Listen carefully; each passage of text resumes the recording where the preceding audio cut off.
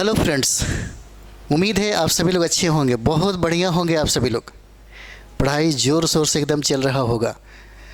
आज अंतिम कहे तो पीजीटी जो रिज़ल्ट है आज 8:30 बजे रात को जारी कर दिया जाएगा।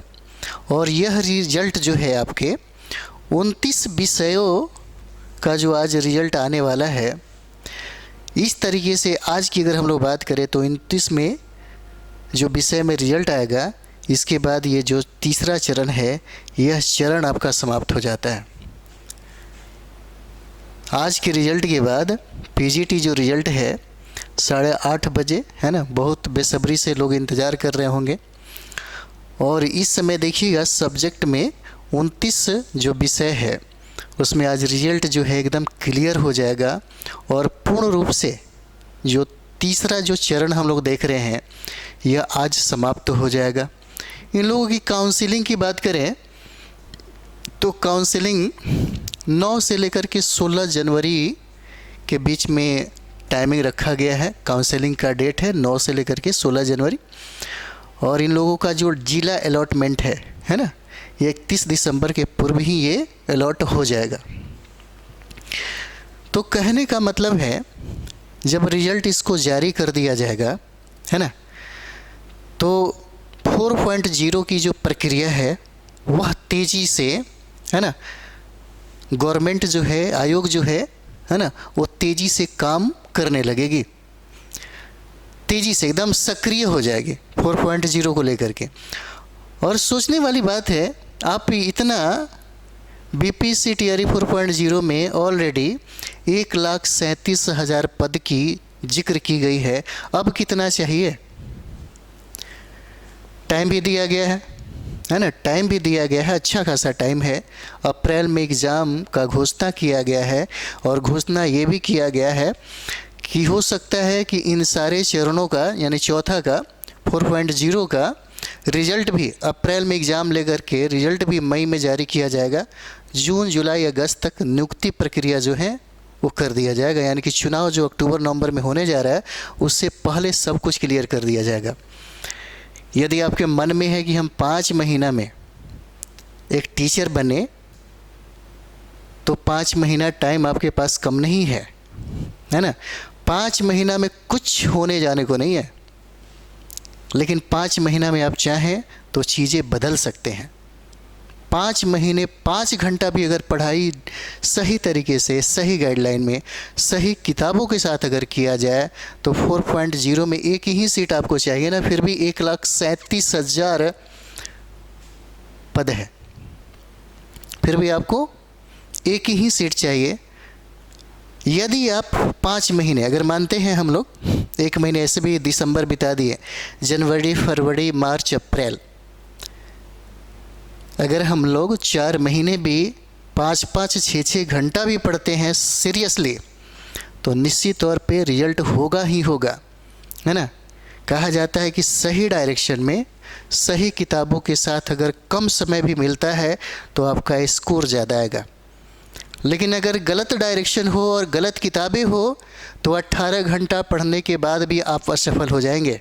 ये हमें जानना बहुत ज़्यादा ज़रूरी है ना। तो यहाँ पे आप देख रहे हैं, और बहुत बड़ी बात है। और इतना आपको हम बता देते हैं कि इसमें आपको कोई एक भी सीट नहीं दिलाएगा यदि आप नहीं चाहेंगे तो, है ना।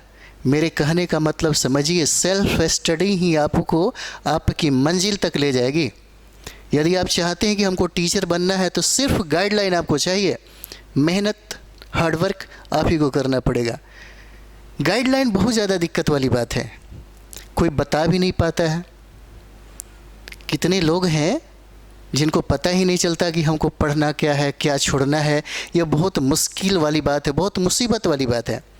आप तैयारी कर रहे होंगे, प्रथम चरण, दूसरा चरण, तीसरा चरण, कभी आपने सोचा है कि 2 4 10 नंबर से क्यों छूट जाते हैं? या तो आपको सब्जेक्ट के बारे में गाइडलाइन करने वाला कोई नहीं है, या आप सिलेबस को सही तरीके से आप स्टडी ही नहीं कर पाते, जिसकी वजह से ये सब होता है। जैसे 11-12 में हम लोग देखेंगे जो रिज़ल्ट अभी जारी है ना, जो रिज़ल्ट आज जारी किया जाएगा 8:30 बजे, इसके बाद प्रक्रिया बहुत तेज़ी से होने लगेगी। 11-12 में जो हम लोग अक्सर ये देखते हैं, बहुत ऐसे विद्यार्थी हैं जिनको लगता ही नहीं कि क्या पढ़ना चाहिए, कैसे पढ़ना चाहिए, कैसे तैयारी करना चाहिए। बहुत आसान है। जब यहाँ सब्जेक्ट की बारी आती है तो सब्जेक्ट में ज़्यादा वर्क नहीं करने पड़ते हैं और यहाँ पर आपके पास सटीक मटेरियल होता है। सटीक मटेरियल।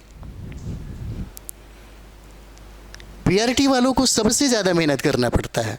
पीआरटी वालों को, जिसका 1 to 5 में जो टीचर बनेगा, उनको इन सारे लोगों से ज़्यादा मेहनत करना है, बहुत ज़्यादा। इसमें उतना मेहनत नहीं है ना। अगर आप सोचते हैं, क्योंकि इस बार देखते हैं, इस बार बहुत अच्छा खासा सीट आने वाला है, बहुत ही अच्छा खासा सीट है और सारे सब्जेक्ट में अच्छा खासा सीट रहेगा। और संभावना ये भी कहा जा रहा है कि बहुत ऐसे सीट है, जैसे 3.0 जो हम लोग अभी रिजल्ट देख रहे हैं, इसमें बहुत ऐसे सीट है जो खाली रह गए, है ना। बहुत उठापटक भी हुआ। आयोग ये भी कहा कि हमें कोई विद्यार्थी इस तरह से योग मिला नहीं जिसके वजह से हमने ये करा। तो सब सीटें जो है अंतिम रूप से 4.0 में ऐड अगर हो जाता है तो सीटें, ऐसा नहीं है बहुत बढ़ जाएगा। आपको एक से मतलब है, क्यों परेशान है? आपको एक से मतलब है तो एक को रिजर्व करने के लिए आप उसी डायरेक्शन में पढ़ाई करें, है ना। हम लोग फिर से मिलेंगे। बस एक सूचना थी जो विद्यार्थियों में हमेशा रहता है कि सर कुछ ऐसा सूचना आता है तो एक बार ज़रूर बता दीजिए, एक बार ज़रूर जिक्र कर दीजिए, है ना। आप ही लोग बोलते हैं, इसलिए हमको लगा कि नहीं, एक बार सूचना ज़रूर देना चाहिए, क्योंकि जो भी विद्यार्थी हमसे जुड़े हैं वो भी इंतज़ार कर रहे होंगे। तो थोड़ा देर की बात है, सब कुछ क्लियर हो जाएगा, है ना। सब कुछ क्लियर हो जाएगा। और आराम से SCERT पढ़िए। NCERT की प्राथमिकता सेकंड में रखिए, पहला प्राथमिकता जो है SCERT का रखिए, है ना।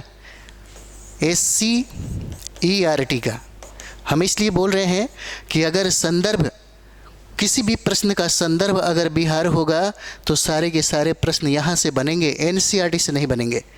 इसलिए एक बार SCERT को ज़रूर पढ़िए, प्रश्न उठा करके देखिएगा, पहले उठा कर तो देखिए, है ना। दूसरा तीसरा चरण में जो एग्ज़ाम हुआ है उसको उठा करके देखिए प्रश्न कहाँ से पूछा गया है। जब संदर्भ बिहार का होगा तो NCERT से नहीं बनेगा, SCERT से ही बनेगा। अगर आप 6 से लेकर के 10th क्लास तक पढ़ लेते हैं तो फिर किसी सब्जेक्ट को ग्रोथ देने में बहुत बेनिफिट होगा, है ना। तो फिर हम लोग मिलते हैं इस टाइम में, जब रिजल्ट आता है तो फिर हम लोग मिलते हैं, है ना। तब तक वेट करिए। Thank you.